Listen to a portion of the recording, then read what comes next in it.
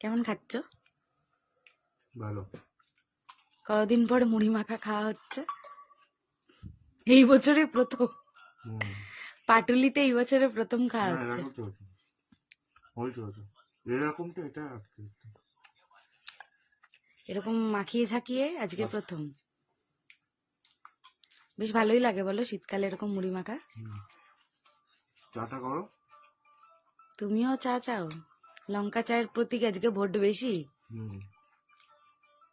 খেয়েছো এর আগে লঙ্কা চা তুমি?